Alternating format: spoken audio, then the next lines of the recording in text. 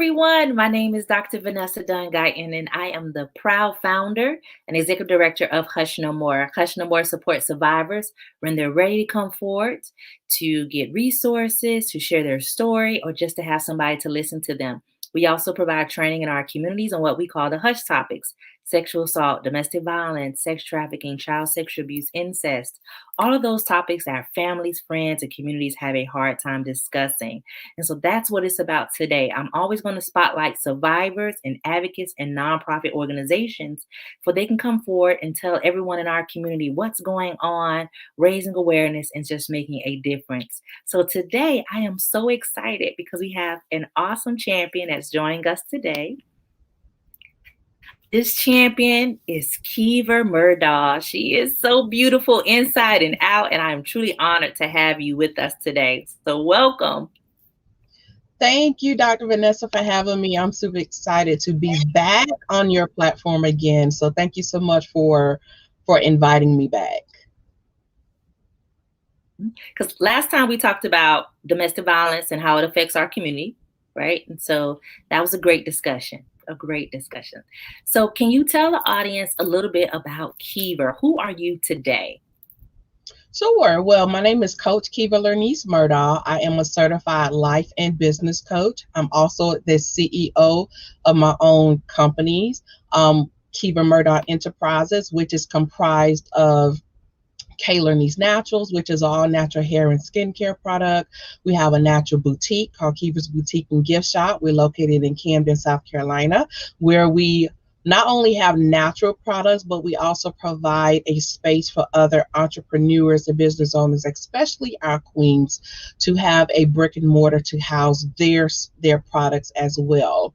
We have our coaching firm where we do everything from graphics to business automation, business coaching, life coaching, leadership development. And I'm also the host and executive producer of my own TV show and podcast called Keever's Place, the Keever Murdaugh Show and Podcast. So I do a little bit of everything. You do a lot. You keep moving. You're the definition of an entrepreneur. You truly are. Yeah. And I am always impressed knowing where your humble beginnings come from. Like you grew up, like we were talking about, you grew up in the country. I grew up in the city, but we didn't really have it, right? And so I'm really proud of you today and proud of you just for everything that's coming, that's going to come. So I'm looking forward to that big bang in your business. So thank you for joining us today. So our topic today is you have a right to tell it. And I am real big on individual platform to share their experiences, because not only do I think that it's a healing modality, it is also an opportunity for people in our community to know that this is real. This is no game what we're talking about. People's lives are affected. And as a community, we have to love on each other and show kindness and actually support people when they come forward to share their story, and not victim blame. And so that is what today is about. And just talking about why people feel like they can't come forward and share. So today I want you just to tell us about yourself. How did you grow up? Well, as mentioned earlier, and thank you so much for this platform and this wonderful topic today. And like you said, it's a topic that we do not discuss a lot. So I'm super excited to be here to be able to, share my perspective and how I came up. But like you stated earlier, I was born and raised in the country in a very small town. In very humble beginnings. My parents were initially married and then pretty much later on divorced. But during my childhood, I was also a victim of sexual assault at a very early age. Matter of fact, I don't even remember when it actually started, but I'm guessing it was probably around the age of 7, 8, maybe 9. So as a young girl, not quite understanding what was really going on, and looking back, and to be honest, going through it and even growing up, I really didn't even think about it as being sexual assault, or I kind of knew that something wasn't right, but it really didn't click, if that makes sense. And it really wasn't until I was older, much older, that I that it kind of came back to me and I understood what had happened to me. But it was an older family member. And like I said, he really just took advantage of me being a young girl. And yeah, so that happened. It happened for years, for at least a couple of years that I can recall. Um, so yeah. Sometimes people want to know why we don't tell. So, from a child perspective, why do you think you didn't share it? I think at the time, like I stated earlier, it was probably a lack of a full understanding of what was going on. I kind of knew, thinking back, I think I kind of knew that what was transpiring was not right. But at the same time, when you're that young, you kind of look up to, and usually it's the ones that you do look up to and respect, and I don't want to use the word idolize, but respect, that take advantage of you. So it was probably a little bit of fear, a lack of understanding, and not really sure who to really talk to, because you know you you have parents, you have, adults around you, but you really don't know if you were to voice that, would you be believed? Number one. So that fear of rejection, perhaps. So yeah, I think I can probably boil it down to a fear of rejection, a lack of understanding, and just the respect of that individual that you thought you could trust. Mhm. Yeah, that's the person that you trusted, that you let get in your space, your personal space. Had your parents talked to you about being touched, or what was that like? Had you ever had a conversation with your parents? I think I can remember, my mom was one that would say, if anybody touch you, let her know. So yeah, I don't ever remember a conversation with my father about that. But yeah, I can recall conversations with my mom about that. But still, I never made her aware of what was going on, even though she did say that to us growing up. And I don't really remember the first time she said it. Was it actually before this was going on or during it?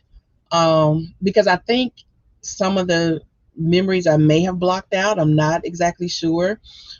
So I don't really have like the full recollection of the time frame of when she may have mentioned that to me, but I do recall her having that conversation with us. Mhm. I think it's important for you to share your story and for you to realize that sometimes parents do have the conversation and children still don't talk about it, Mm-mm. right? And sometimes there's reasons why, no matter what type of parent you are, they're not going to tell. They're just not going to come forward and tell for various reasons. And definitely for what you just said, how you explained it. You were confused. It's embarrassing too, and you don't even know what embarrassment is at that age. It's Mhm. so much going on. It's very difficult for children to come forward and tell their parents. You know, did you ever tell your mom? Does she know? You know, I never told my mom, but it's funny you asked that question because I found out later that I was not the only one. Mhm. It was another family member that also experienced the same thing from the same individual. And my sister, one of my sisters, actually had the conversation with my mom. So, but I don't know if she knew that it also involved me as well. I don't know if she made her aware that it was both she and I, or it was just her.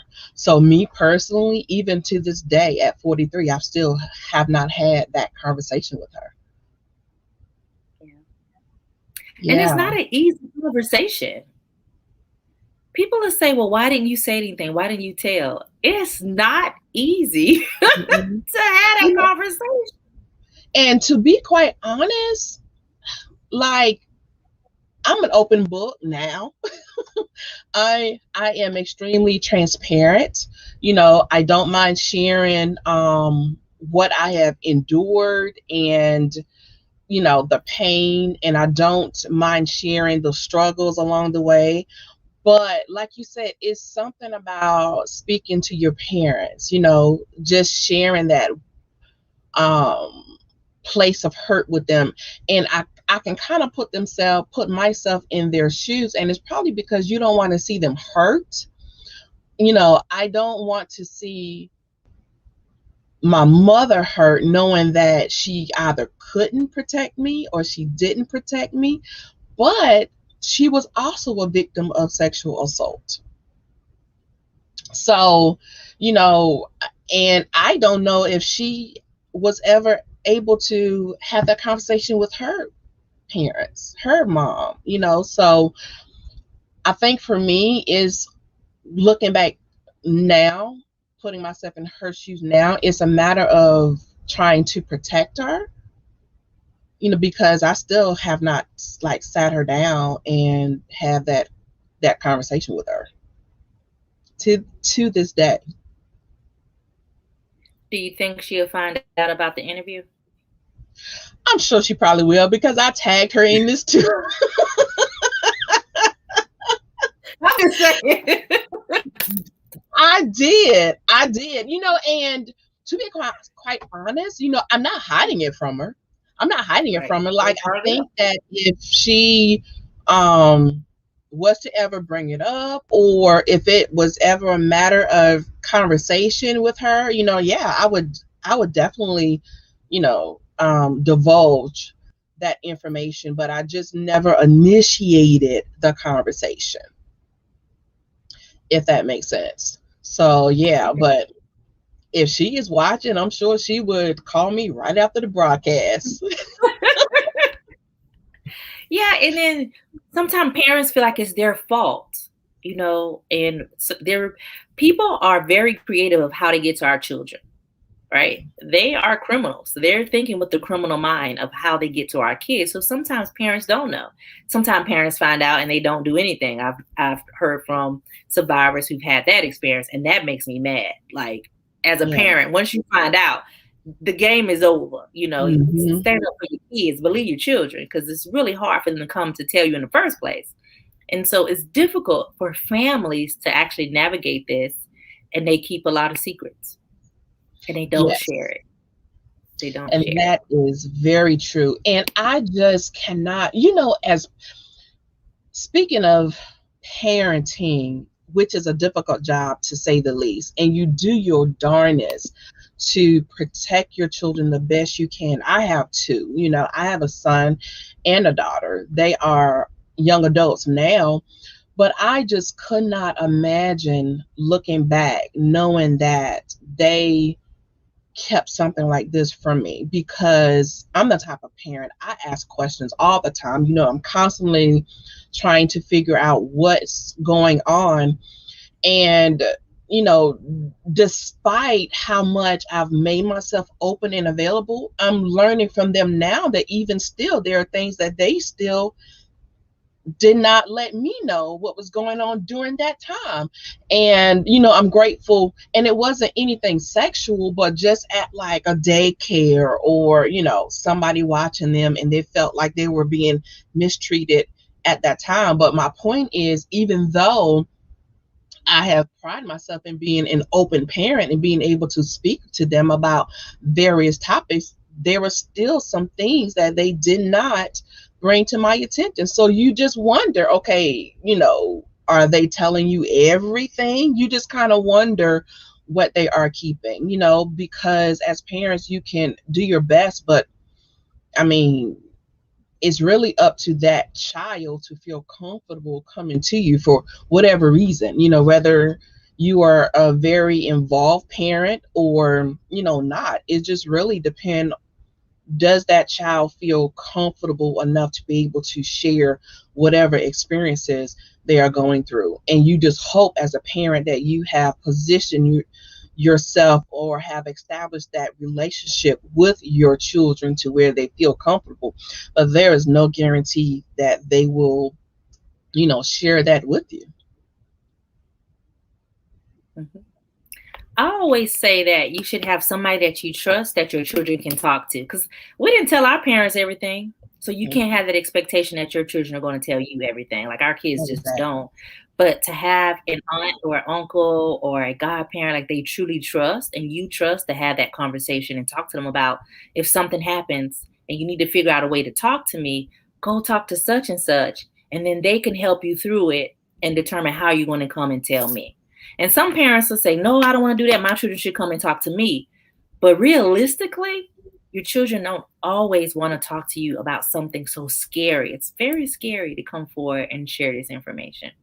And it has nothing to do with love. They love you, but it's scary. It's difficult. Yeah. Very, very difficult. And you just hit the nail right on the head. And not only that, like you said earlier, sometimes it's embarrassing. Like you don't want your parents to know that you have endured that. And sometimes you feel stupid. Like you put yourself in that mental space as if, well, maybe if I wasn't here, this would not have occurred. Or maybe if I hadn't done this, this would not have occurred. You just really, if you're not careful, you find yourself in that mental space to where you're blaming yourself for what just transpired to you, even though it's really not your fault.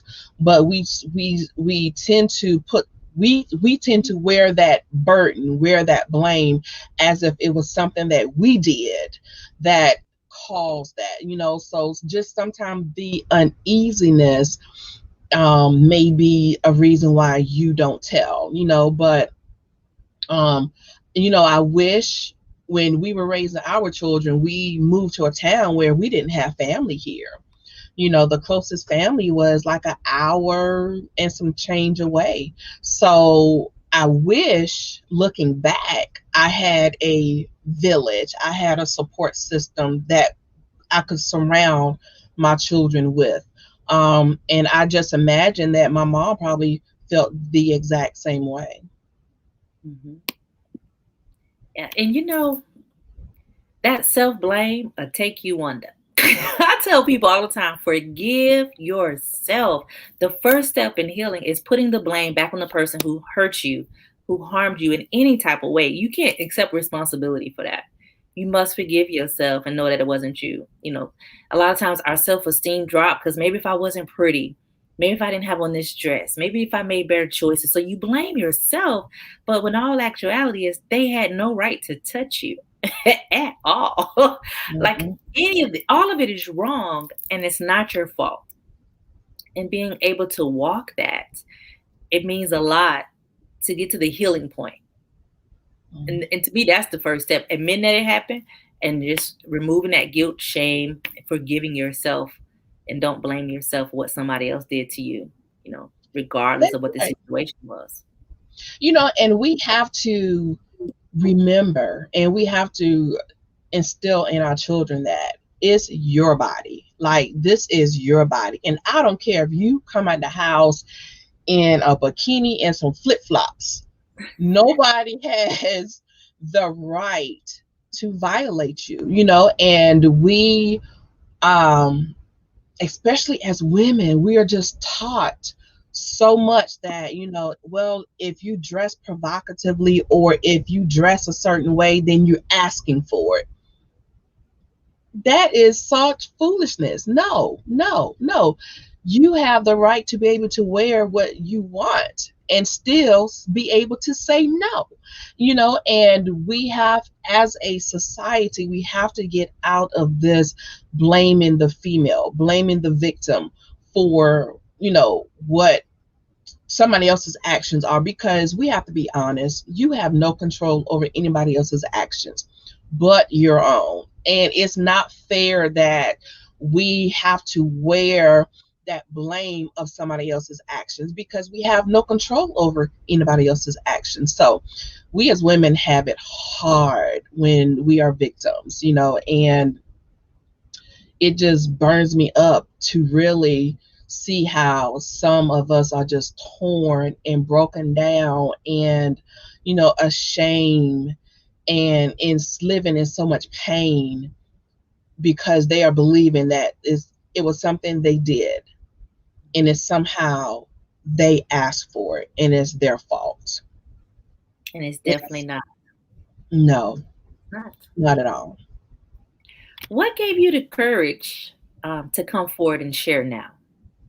I think for me, it's because I'm a firm believer of, the Bible lets us know to fear no man, right?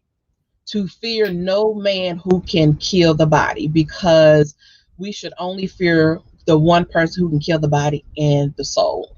And once I understood that, for some reason, I draw so much strength from that one scripture. And it just really allowed me to be able to step outside of that fear, step outside of the uncomfortability. And then on top of that, speaking with other and I really don't like the word victim, survivors, speaking to other survivors, um, who draw strength from seeing me in this particular light, and knowing the background in which I have come as well. I have dealt with some of the same issues. I grew up not only being have been sexually abused, but also grew up in a very domestic violent filled home, and poor, um, from a little small country town, So it just really, that particular scripture really gave me the strength to say, you know what? I don't have to be afraid of anybody else or what they can or they think they cannot do to me, and it's my truth. And if nobody else, if I can't speak my truth, nobody else can. Nobody can speak my truth except for me. And I don't have to be ashamed. And once I realize that I do not have to be ashamed, I don't have to sit in pain and misery.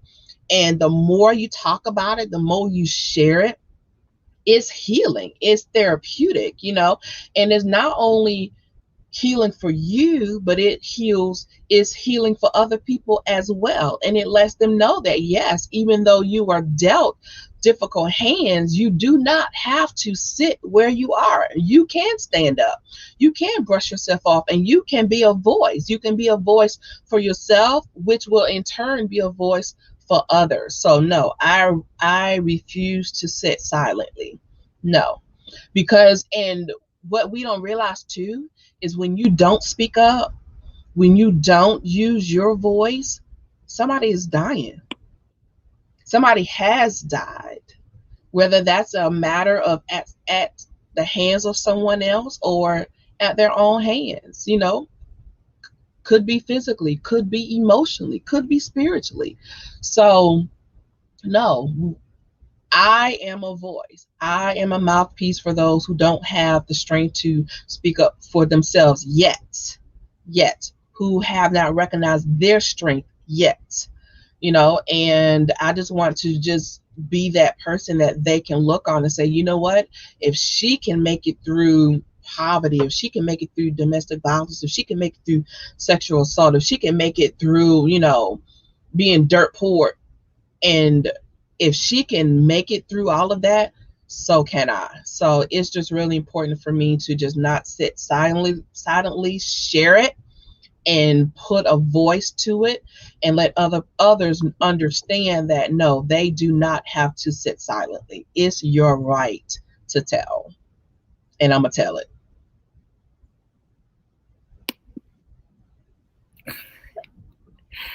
I think it's important that you do, because you're definitely helping other people. And as a coach, you're going to help a lot of people that have been through different types of trauma. And when you're transparent and you're honest about some of the things that you go through, I think that kind of draws people into you as well. Like, you've been through some stuff. Well, I've been through some stuff. I don't like sharing with somebody that ain't never been through nothing. Like it don't work for me. I want you to been through some stuff too, so that we could go through this together, and so you can encourage me and I can encourage you. And so I love that that's your platform and that you stand on that and being true. And it means so much that you're sharing it here today with us. All right. So we got some comments. Okay, sure. Got some comments. Yes. What were you going to say? Oh, I was just going to say that I agreed with you 100%. Is for me as a coach, I definitely coach from my experiences. Experience is the best teacher. Definitely training skill sets, all of that is good. But when your clients know that you have been in their shoes, they can relate to you more. They understand, and they they are just able to just draw to you more, and they respect you as a coach because you're not only speaking from just the book smart, from your skill set, but you're also coming to them from experiences, and just putting that face with that traumatic experience. It just lets them know that, hey, if she can pull herself out of what she's been through, then hopefully she can do the same for me. But it also take that mindset. Like, you really have to have that mindset. You have to put yourself and be ready and be prepared to do the work, to get beyond traumatic experiences and get beyond the pain. But if you're willing to do that and, do the work to do that, it's so rewarding. So rewarding. It's a journey. It's not easy. And I think sometimes people will say, well, you make it sound so easy. Oh, it's not easy, right? But it's possible. Exactly. Definitely possible to get to that next level. So Chosen said that all of what you're saying is true. Dr. Jackson Price said this kind of abuse is often generational, unfortunately. She posted that after you said about your mom. Chosen also said, I never told my mom, but I told my mother-in-law, and she told her without my consent, and it didn't go well. That for me would really piss me off. I think our story is for us to tell. Don't take my control away. Don't take my story away from me. And hopefully people will listen to this and say, I'm not going to be that one that shares somebody else's story. Because if you're not ready, you're not ready. Kimberly said this is exactly how she's felt and feel even today. So she's really agreeing with you. Kathy says she's no longer silent. So congratulations, Kathy. I'm proud of you. Dr. Jackson Price says sometimes the victim blames themselves and they are afraid of being judged. Most definitely. It's a hard road to go through this. You're beating yourself up all the time. And I always say, be gentle with yourself. Be gentle, love on yourself, be kind to yourself. Don't beat yourself up for what somebody else did to you. Exactly. And you could jump in. And it just makes me so mad because the ones that abuse you, girl, they just out here living their best life. I mean, don't have you to think about. I mean, literally getting married, they have their own families, go to work every day. They are not losing a bit of sleep at all. But here we are, we have this huge burden on us, and some of us can't function from day to day. We lose relationships because we don't trust anyone within our close circles, or you just have this huge wall up. It's a lot, but it just really makes me mad just to think about just the perpetrators and how they just out here just living their best lives, and their survivors are the one with just all of this guilt and pain and hurt that we have to find a way to work through and get to the next level. But you're right, they are living their best life. And I tend to think, though, now this is just Vanessa, I believe in karma. So I think they portray sometimes they're leading their best life, like if you see them, But I believe that so much is happening to him. Like, I truly believe that God handles all of this for us. We don't always see it or hear about it. But I believe that the guy that raped me, I think that there's some things going on in his life that, Mm-hmm. that he got to deal with. I truly do. I think it's important for us to acknowledge too that they might not have a good life, but they will portray and act like they do and hide all of their dirty secrets. So for me, I'm telling on you. I'm telling That's on you. true. That is true. And then I must say, that um we have to be careful not to be vengeful, because I'm a firm believer of that same thing too. Like, the best avenger is God, Right. but at the same time, we have to learn to forgive, which is so hard to do sometimes. But we have to, first of all, forgive ourselves. And forgiving ourselves, and it sounds like such a faint thing to do, but it's so important that you forgive yourself, whether you blame yourself, whether you hold yourself with guilt or not. Forgive yourself for the experience that you have endured, but we also have to forgive the individual. Forgive the individual too. And it's not saying that you forget or, anything like that. It will just allow you to be able to take back your power. So we have to take back our power from whoever have hurt us, but we got to forgive them first. Because as long as you holding on to that hurt, as long as you holding on to that hate, as long as you're holding on to that pain, we're going to stay trapped in that little box. And it's a revolving cycle. So in order to move forward, that's one of the first steps that I tell my clients is you have to forgive yourself and you have to forgive them.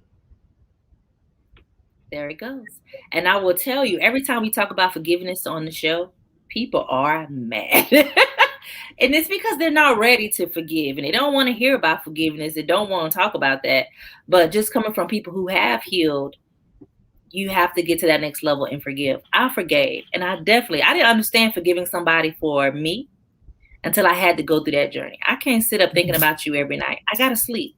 I have to move on with my life and know that vengeance is the Lord's. And I can't move. I can't stay in this place. I think that's important. Very important. Yes, it is. All right, so I got some more comments. Okay. Study said that, definitely agreeing with you. You can go. Oh, okay. I was just going to add, and forgiving them, a part of my So Dr. forgiveness. Jackson, she said, amen. The shame belongs to the perpetrator, not the survivor. I love it. I love it. The shame for me. We have a delay. Can We you hear have me? a delay.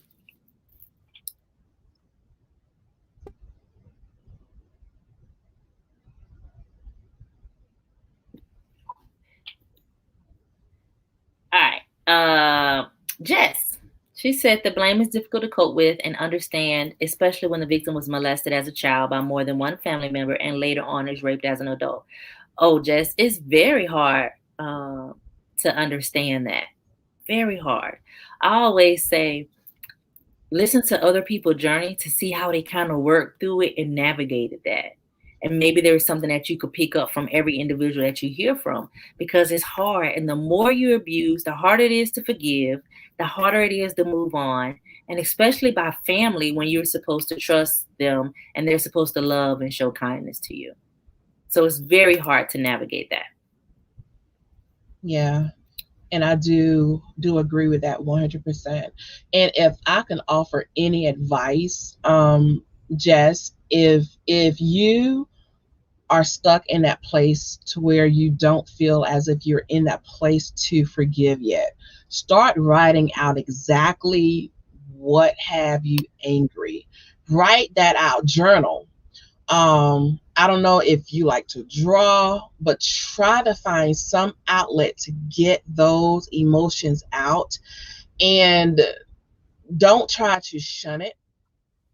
Don't try to, pretend that it didn't happen to you. We have to face whatever traumatic experiences happened to us. You got to acknowledge it. You have to. And then once you acknowledge it, try to understand, okay, why, what can I do to start moving forward to get beyond this? And like I said earlier, forgiving those perpetrators, forgiving the individual that has wronged you, does not free them up from the fact that they have hurt you. It just allows you that space to be able to start moving forward in your healing process. So forgiving them doesn't say that you weren't hurt in any way. It's okay, how can I start to put my life together, to move beyond the hurt? Because the key is for us not to remain in that hurtful space. Because when you are constantly hurting, you're not doing yourself any favors. You're not doing your family members any favors. It brings on stress. Stress brings on, illnesses, strokes, heart disease. I'm a licensed physical therapist assistant. So I see what stress does to your body every day. So when you can't release it, you're really making yourself sick. So you got to figure out proactive ways, but not only that, healthy ways for you to be able to put yourself in that mental space on how can I move forward and how can I start healing from this process. So if you would like to work with me one-on-one, I would love to, help you through this journey, but I don't want you to just continue to wallow in this burden alone, because I promise you it's not going to do you any good. And that's coming from a place of love, my sister.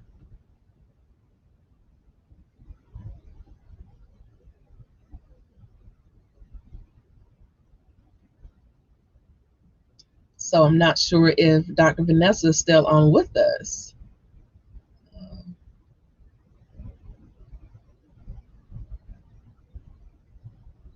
Are you still there, Dr. Vanessa? Okay, so we'll just go on until she comes back.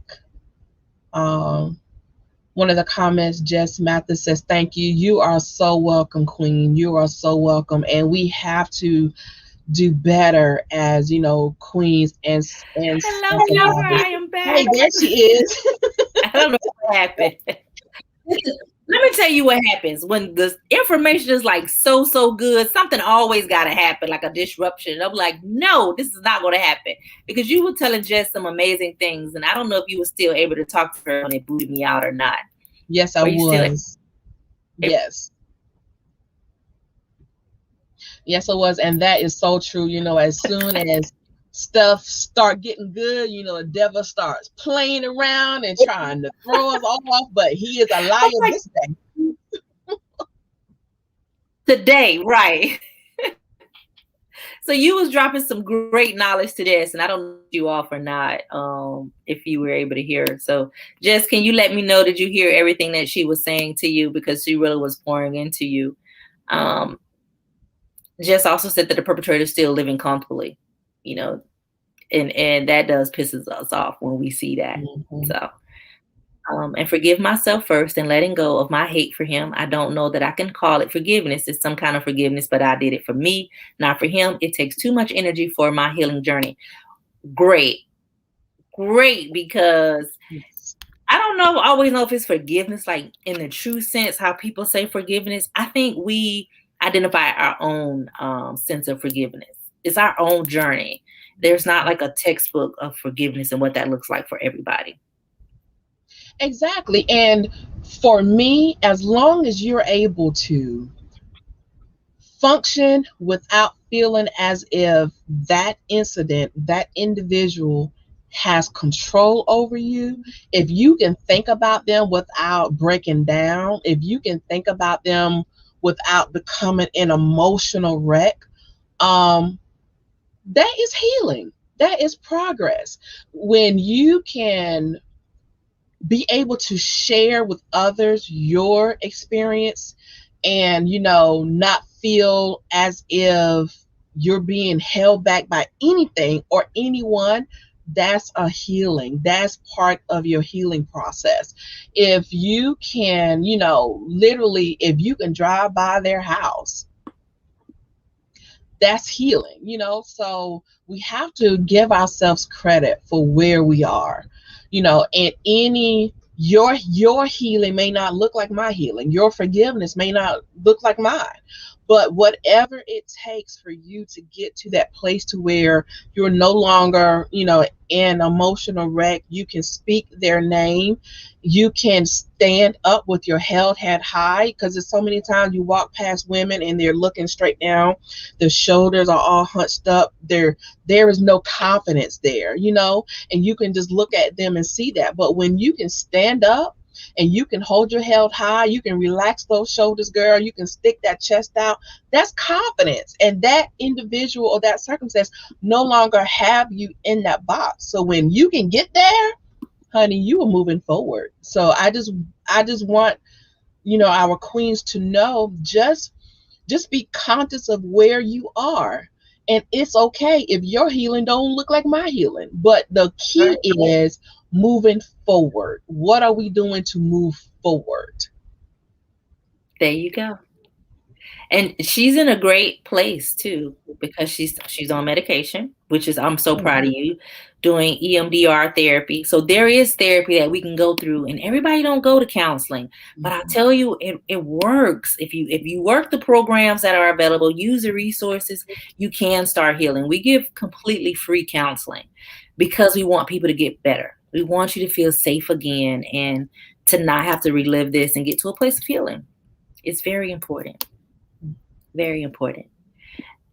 We got this tonight is a good night, boy. Y'all on and popping in this chat box. Serenity said she couldn't agree more with you. With borrowed courage, I love that. I turned into people who sexually abused, assaulted me, and with much encouragement by many people, another one just today, I just began the first pages of an autobiography. Congratulations, Serenity. That, man, I don't care where your courage came from. You got it. So, that's right. Proud of you. So proud of you. Yeah, and that is great. Chosen did come back and say that that it was a weapon. Her mother-in-law used a weapon against her. She used it as a weapon and caused more problems with me and my mom already had. I didn't tell her because of fear of rejection, because that's how she treated my sister for telling. So, oh yeah, when it's in the family and you see somebody else being treated a certain way, it's really hard. It's really hard. Yeah, really hard. Chosen. Yeah, but her mother-in-law, in my opinion, was so wrong, because it goes back to what we were saying at the very beginning of the show.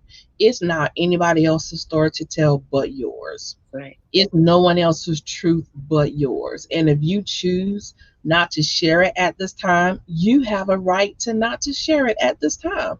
And nobody have that right to be able to take that away from you or overstep their boundaries to be able to, share that with you. So she was dead wrong for that one. We all agree. We all agree with that. Like, it takes a community to get mad at somebody for you, Chosen. I'm like all mad, and Chosen said she had a hard time forgiving her mom. I would have a hard time forgiving my mom too, but it's a complete circle of healing. So it's really everybody involved. So it's something to really think about, Chosen, of when you're forgiving, who are you going to forgive, and when you're going to forgive them, to start climbing out of like this little hole that we find ourselves in.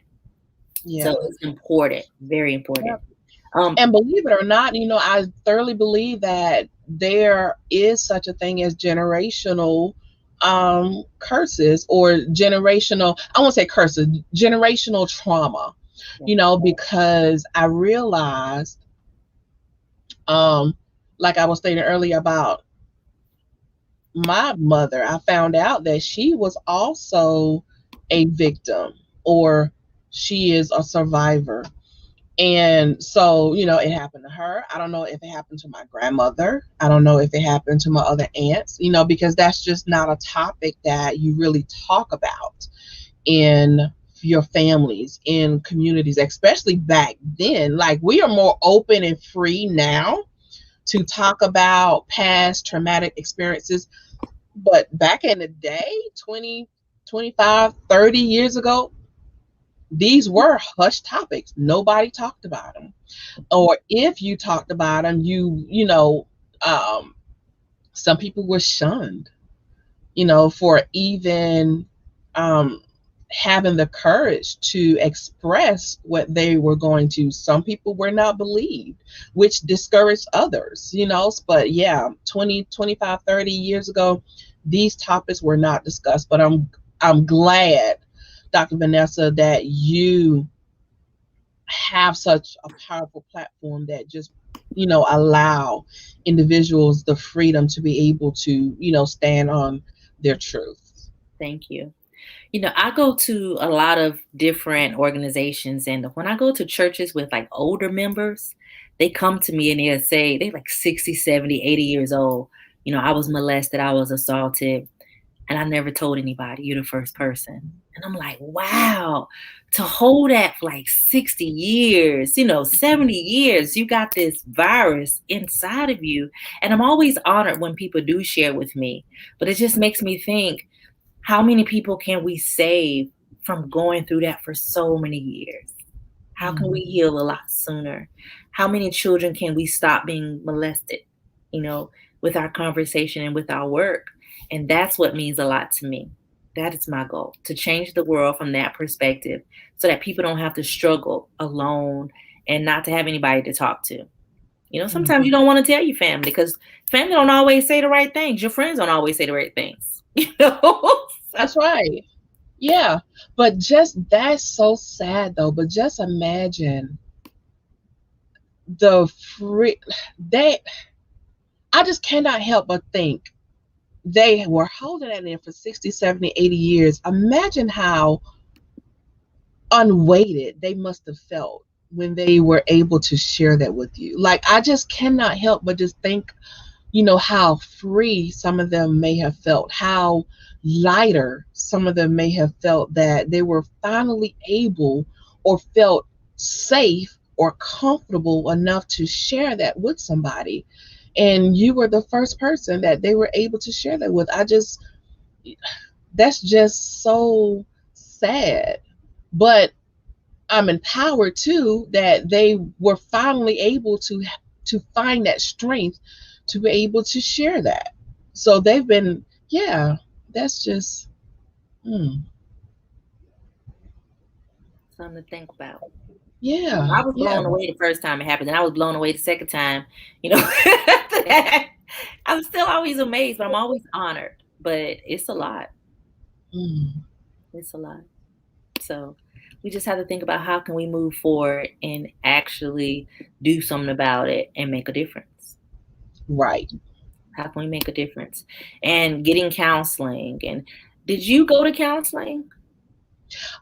I did not go to counseling for sexual assault, but I did utilize a counselor. Yes. Mm-hmm. Yes.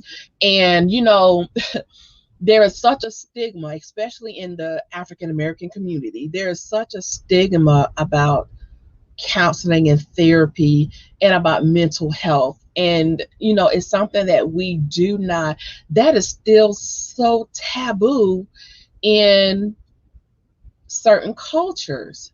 Even though, we are going through so much, we're dealing with a lot, and it's still such a taboo to reach out.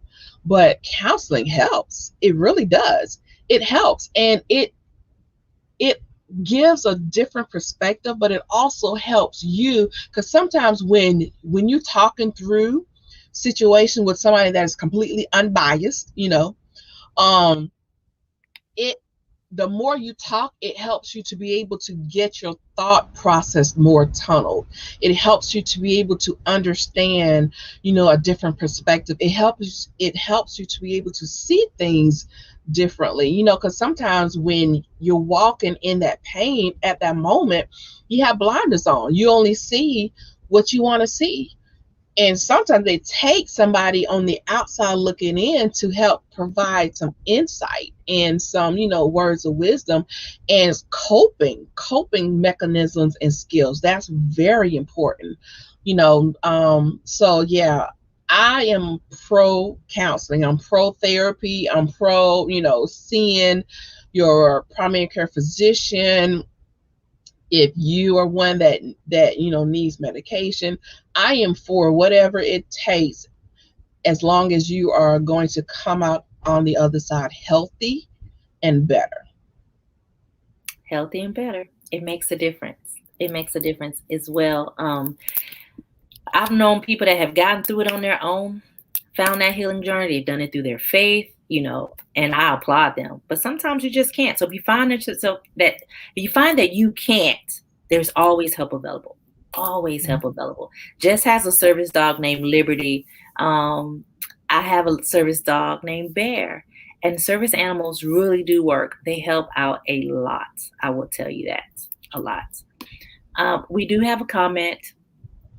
A question. First, I want to go to the question. Jess, she wanted to know if we have the craving desire to want to share our story on a public platform like Facebook or other forums, is there anything we should avoid, perhaps saying the name of the perpetrator? So, Jess, this is what I would tell you. First, every forum is not the best forum for you to share your story on. So always look at that, the person that's doing the interview, look at their past interviews to make sure that is the right place for you. Right. And I'll tell people that all the time, because I've caught myself on forums that I should not have been on. Right. So always look at that first. Be sure that you're ready. Always share your story from a place of healing and not from a place of trauma. If you're still crying and you needing people that's interviewing you to console you, then are you ready? Maybe, maybe not, right? Do I cry sometimes sharing my story? Every now and then I catch myself, I got a tear, and I try to laugh it off as a joke. And I call them butterfly tears because they're tears of healing. But you never want people in the audience crying with you, right? Where they're just so sad because you're so sad and you break down. So just make sure that you're ready. As far as sharing the person's name, I could care less if you share the person's name on my show. Some people don't allow that because the person can come back and maybe try to sue you and say that it didn't happen.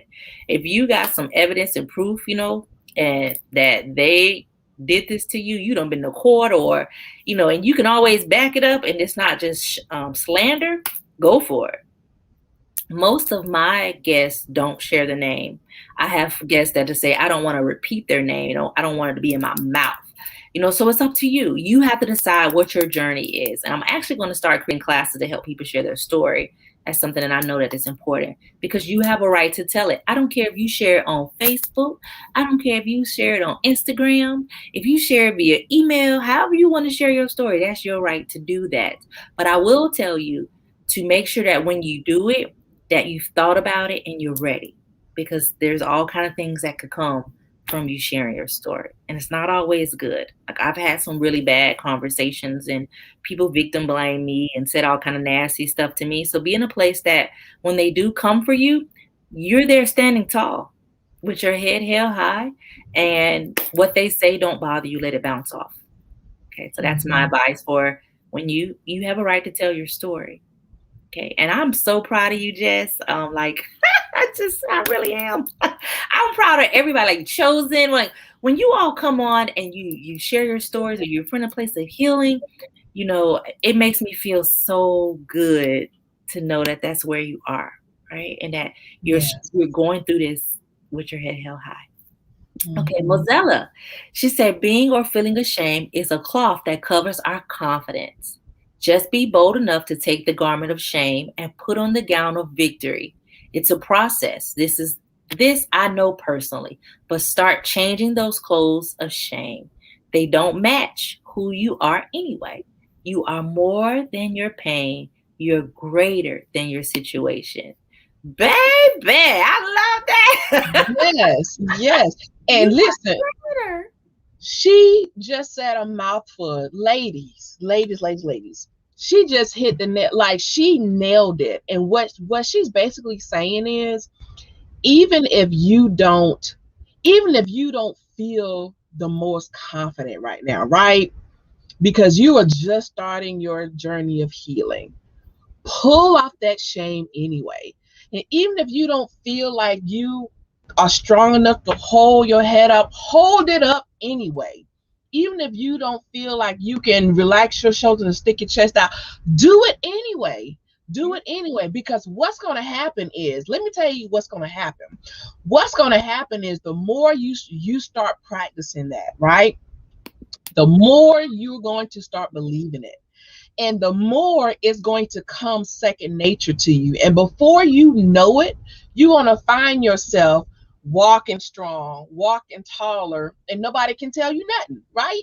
But you got to start putting that into practice right now. So why not start today? Why not start today? Pull that old mess off right now and start today. Start holding your head up high right now. Don't let nobody be able to tell you what you are or what you aren't, right? You start speaking into who you are. You start speaking into what you are. You start speaking into yourself this day, and you start walking in it. And I promise you, the more you start to own that confidence, you will find that that confidence will just exude outside of you. But you got to start from somewhere. You got to start from somewhere. You have to decide that you have a right to tell it.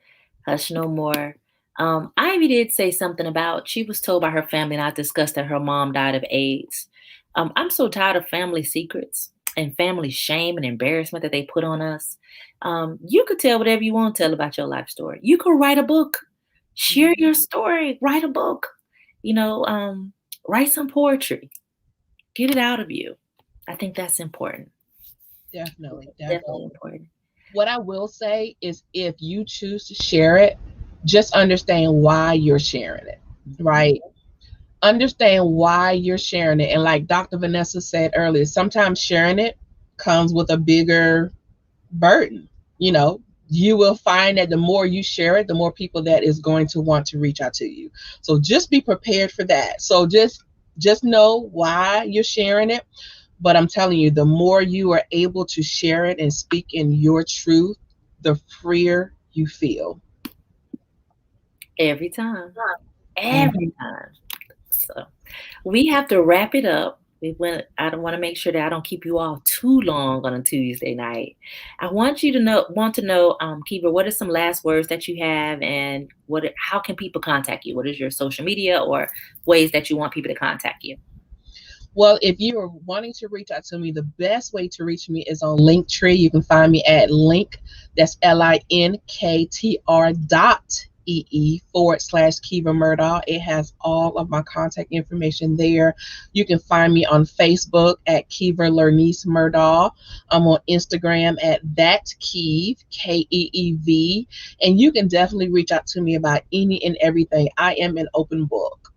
As you can tell, I am extremely transparent. So anything that I can help you with, I will definitely do my best to do that for you. The final words of advice that I want to leave with you, Queens, is tell it. Tell it. It's your story, it's your truth, and you have every right to tell it. Don't let anybody try to stifle you. Don't let anybody, like I was saying earlier, try to label you, try to tell you who you are not, what you are not. It doesn't matter what anybody else says about you. It's who you say about you. It's who you say that you are. And even if you're not feeling the most confident right now, walk in it anyway. Own it. Start working towards owning your confidence, owning your life, owning your power. Start taking it back. Start taking it all back right now. Jacqueline Carr sings a song um, that basically says, she's not what the devil says. She's not, she is who God says, and she's constantly singing about owning and taking it all back. I just want you to own it and take it all back. Take it all back. And just don't allow your circumstances to determine who you are, because it's not. It's something that you experienced, but it's not who you are. You are a survivor. So own it. Yes. I honor you in this moment. Thank you so very much for sharing your story. Thank you for just being courageous and coming forward and saying that you got it right and being transparent. I am so proud of you. I feel so special that you told me and that you told our audience, and they're listening, and I know that they are truly encouraged. And I ask that everybody share this video to be able to encourage other people that are going through it or they're not ready to tell yet, and that it'll be okay. And you don't have to tell on a platform like this. You could just tell somebody, you know. You could call us and just have somebody to listen to you. That's it. It doesn't have to be going to the police or making this big, show. You don't have to do that. Just get it out of you and tell somebody. So I'm very proud of you. This has been Coach Keever Lernise Murdaugh. She is so phenomenal. I'm so thankful that she shared her story. This month, we have some fun things coming up. Fun things coming up. On Friday, we have our Rock Truth Poetry. If you are a poet and you would like to speak, if you want to share, please contact us. Let us know if you want to be part of our poetry night on Friday. Spoken Word is open mic. Would love for you all to be part of it. If you write poetry, go to our website at www.hushnomore.org/poetry and submit. We are doing the Hush No More poetry book. You are able to publish the book. You can sell the book. If you are a speaker and you want to have a published book, you could join us in this healing process. If you just want to write and encourage somebody that's going through the hush topics, we would love to have your poetry. You can find out more information on our website. We're also having a yard sale, not this Saturday, but next Saturday on the 17th. If you have any donations, they're all tax deductible, or you can come sell the stuff that you supposed to have got rid of a long time ago. Set up a table with us. You can find that also on our website. Next week, we are going to have Tanisha Bankston. She's going to talk about Nobody Believed Her. That's going to be on 13th of July. That sucks when people don't believe what has happened to you. She's going to talk about how do you handle that when people don't believe what has happened to you in your life and your trauma. Also, on the 20th of July, we are going to have Isabel Grosso, and she's going to talk about she is powerful. No matter what your trauma is, you are powerful and you can move past it and heal, right? And so that's what we're going to be talking about in the coming weeks. So please join us. You can always reach out to us at 1-888-285-2161. Our website is www.hushnomore.org. We are on all social media platforms. Reach out if you need us. Call. You can instant message. We respond back to you, and we are here if you need anything. Before I leave, Mozella said something really sweet that I like, and I think that it'd be a blessing to you all. She said, "Our crowns belong on our heads, not our feet. We will no longer walk on. We will. Let me get this right. Walk in our glory. Tell it. Free yourself. So free yourself. Get to the next level when you're ready. And when you're ready, we're here just to support you. So peace and blessings to you all. Thank you once again, Coach Keever. You are phenomenal. Thank you all for chatting with us. I'm going to make sure I go back and respond to all of you. And I really appreciate you. So remember, you have a right to tell it and heal. Hush no more.